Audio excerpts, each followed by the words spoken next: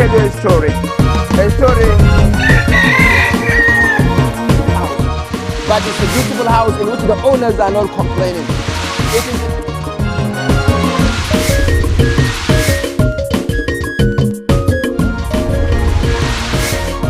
My paddling is failing me, but I'm sure I'm with the experts, so we can make it. Let's go.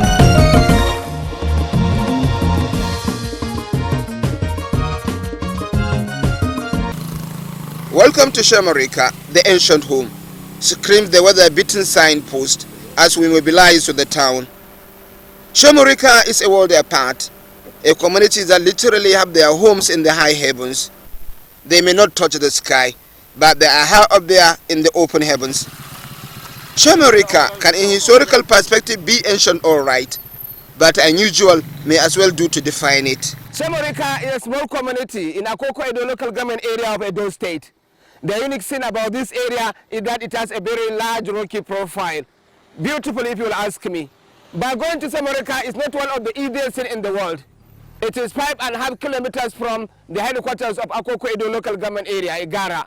But coming to the place, you will spend 2.5 hours to be there. It is such a difficult task. But the story that we are going to tell you from this local village is something greater than 2.5 hours. It's something unique, something that is just very outstanding. So you just be with us. It is Rogo at large. Several things to the community out. 2 you cannot miss. 1, the people of Somorika have their home on mountain top. 2, they have above a unique world view that give them special character different from their neighbors on land. It must be said that, however, they maintain the natural forest environment of their geographical area. Somorika is accessible by car, by motorcycle and on foot. That is from Igara, the local government headquarters, and the location where every visitor will have to take his bearing. And Somorika is never short of visitors, thanks to its huge monuments, but more thanks to the Uluka Bay Community Shrine. Motorcycle is the most common means of transport to Somorika from Igara. Motors go, and people negotiate the height on foot. I prevail on my crew to cover some distance to the community on foot. We nearly miss on the day's job on account of fatigue and time loss.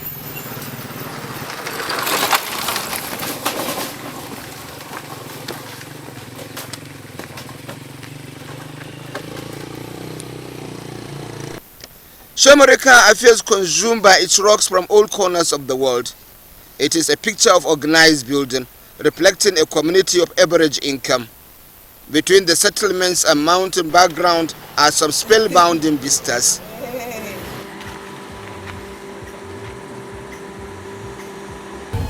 Somorika is a story of rock, a rocky profile like I've said.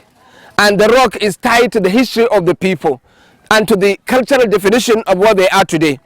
For example, where I'm standing here, the rock I'm standing here, the chief here told me, the Oba, told me that it's the place where his ancestors used to receive visitors from the north and visitors from the south. And this is where usually the chief sits in council. But close by is the modern place where the chief now holds court. But generally the background is rocky. But this is not rock amorphous. It's rock with a definition. Rock with different meanings to the people. A rock which meaning they wanted to preserve, and they still tell us. The chief is taking us around, and as we go around with him, we shall be able to tell you the dimension of the stories he's trying to tell us. And in fact, the chief is here. Chief, good morning. Good morning. Yeah, it's a pleasure. We have been talking. Yes. You tell me about this place where we are. Yeah, yes. This is Agbokoko. Okay, Agbokoko. Agbokoko has been in existence since Somorika came to live on top of the hills here. Okay. And the people of Somorika has every respect for this Agbokoko. During festivals, when we are dancing, we dance through this place. When our visitors come, mostly we receive them within this place because it's beside the palace, and if there is ceremony, you see, we pass through here to dance around the town. For someone wanting to share experience on Somorika, sequencing is a challenge. Because they are mountainous people, every bit of unique rock structure seems to have a believable story about it. The chief of Somorika had a swell time explaining the many mysteries and the living stories of these rock structures. But their stories are not all about the rock. They are also about those institutions that shape their lives by the day. Before we migrate from our location, however, the chief showed us a water source under the rock, which had been the main source of potable water for the whole community. State government intervention had led them through their water problem though, but the water point is still there, like a sturdy reminder of their past water problems. You can see the color of the water and the way the water looks. So the people still have to manage it like this. Until recently, Governor Shomole decided to give us a borehole that is now serving the community. And that's what everybody drinks today.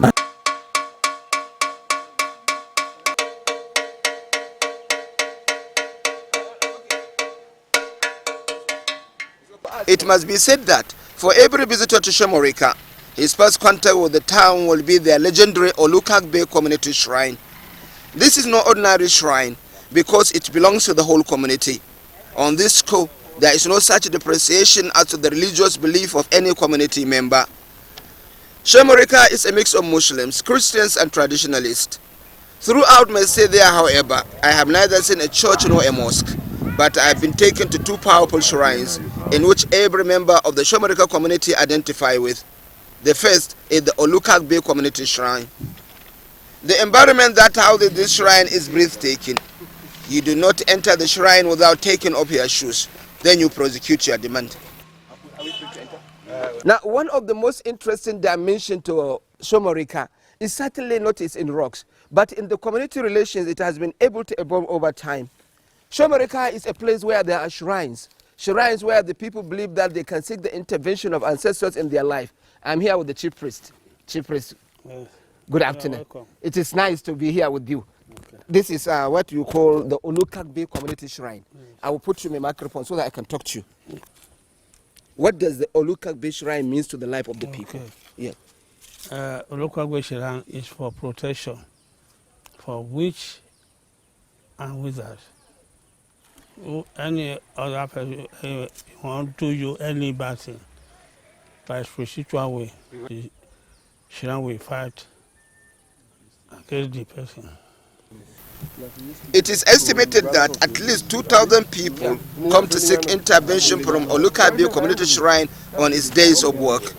It works every other day. When we came calling, it wasn't its day of consultation. Well, it generates money, revenue for the community because anything they get from the shrine is used to take care of the community, like maybe culverts or pouring concrete on the bad part of the road is derived from that place. Then maybe some little things, maybe community sending somebody out, definitely there's bound to be problems in communities. So, that's where we get our money from. So you mean the shrine is, so you trusted in the shrine, you believe in its efficacy, and that you believe it's a source of revenue for yourself? Yes, because people who come cannot get anything free from there. They have to pay as much as 200, 250 naira per person, and in a situation whereby you have about 100 people, times 250 or 200 naira, you know how much that is. So people still come till tomorrow. Many of the motorcyclists that actually hang around Egara find life shipping people to come to seek solution at Olukagbe Community Shrine. The shrine has a complement of 28 staff. Yes, the shrine actually, the motto of the shrine is love your neighbor as yourself. And for instance, if the belief we have there and what the shrine, what we were made to believe, because we too grew up to meet the shrine. We were made to understand that this shrine kill witches and wizards. And the shrine actually does not have anything to do with rituals. There's nothing like rituals there. Normally, like when the shrine festival is on, they celebrate with goats and chickens. And then if your neighbor, maybe you buy a car and somebody maybe out of enviness or whatever, the shrine is always there to fight for you. That is the belief of everybody that comes there to maybe take the water or take beads or whatever from there to their own house. You go to some houses, you see cutlasses hanging at the mouth of the door, the entrance of the family house. That is from a local Agbe shrine. And by the time it helps to fight your enemy, some people come with cow to say thank you, some come with ram, some come with he-goat, cock to say thank you. And that has been on ground since 1955 when it was put there. Who put it there and why did One Solomon Igbo. The period that thing came to Somorika, that was a period where women does not see their monthly period. Women does not see their monthly period. So it's a belief that the witches are wizards. Stop the women from seeing their period. Even they don't even grow breasts. So it was when that shrine now came, when they now put the shrine here, the community had to go out to find solution to their problems. And that is where they met Solomon Igbo from U-Otaru. And he now put that in there. And that, since then, the shrine has been one way or the other helping the people. So that's why you come there today. If you come on the day of the shrine, you see the place will be filled up because people come from far and near. We decided to return to Olukagbe Shrine the following day to capture the visitation to the shrine and how it attends to its hundreds of suppliants. Somehow, my vehicle contrived to deny at the chance. It had an accident and were effectively demobilized, but we were safe. But on the day we arrived Somorika, we are also at another community shrine whose environment is equally awesome and whose story is no less so. They call it Emma. It is located in a rocky cave. You may be interested to know a little bit about this shrine. The people of Somorika believe that all the people of the world come through this place, come through this rock. They have the explanation for it. And that everybody in life has its own destiny. But if you come to this place, you have a right to choose your own destiny. Whether you accept the existing destiny you have or you can change it. And this Emma, it is believed that being that we all have a destiny and they have a life to live. Yeah. You see, like Somorika's belief, they have the belief that as a human being, you either change your destiny or you accept it. There are some people that they have a battered destiny, that is to say the destiny is not to their own taste. As a typical Somorika and the beliefs of Somorika, there are some certain things you have to bring to the priest, the chief priest here. You carry it to the shrine and immediately your destiny is changed. And really it is working with us. It's just like some of us. Sometimes you give birth to children, at the end of the day, 1 or 2 times your child dies.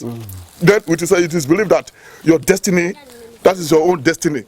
But the moment you want to make a change, you just have to buy some certain things, item like fowl. You bring it here to the chief priest, and after sacrifice, you see that the whole thing changes. It's reality. So you believe that? It is reality. It happens, and in fact, if to be that it's possible for us to bring those people that it happens to them. It's an interesting story this man is telling us. But the issue is, we should like to access the place. But the people say you can't access the place because there is season for accessing the area. Yes. And that we have come not in that season. Yes, yes. So at what time can people access it really? Really, it is always during a period of, that is immediately you are going to yam, that is around August periods. Okay. And those people that are, want to make a change. Other sometimes, if you are to be such a serious one, you can make the chief priest. Okay. That's to say, if you are so aggrieved that you want to make a change, or possibly that you want to do it, you can make the chief priest, then you go for it. Okay. With the permission of the Oba, we are allowed closer look at Emma. We are limited to long distance short go, but the feeling of adventure and curiosity drove us to a position closer to the inlet of the shrine. Our untrained eye could not make out anything, but our fascination with the environment is limitless. I firmly believe if there is a national policy to harness all the nation's potential tourism sites, this environment will be clinically S-rated. But Somorika is a continuous story. From Emma, we took a 5-kilometer walk through the forest to U-Otaru cave. Apart from Somorika, there are an estimated 6 settlements on top of the rock. This is one of them, Apeke. In Apeke, there is a cave that has a rich historical background. Then the people, they say, has a relationship with their ancestors too. So follow us. We will tell you the story.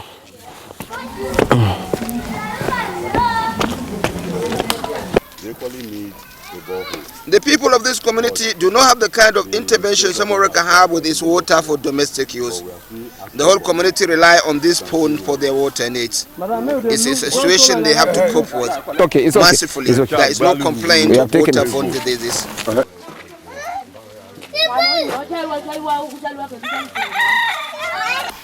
We continued on our bush path to the U-Otaru cave. As we picked momentum, we got company from the communities. Stories about the history of the cave and the paths leading to it dominated the journey. Okay.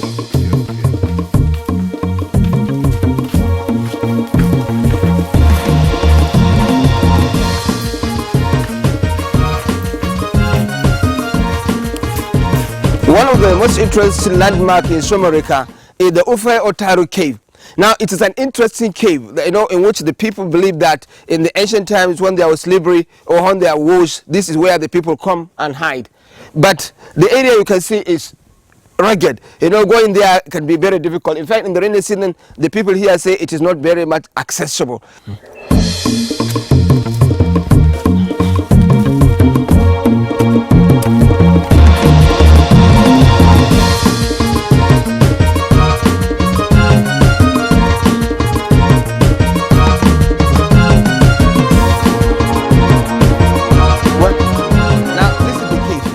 You can see how fascinating it is, and you can see its size and know the accommodation it is going to have for the people that are coming into this place. But we have the people that, you know, the indigents, the people that are really here and that know the history of the place. They are going to shed more light to us on it. Follow us.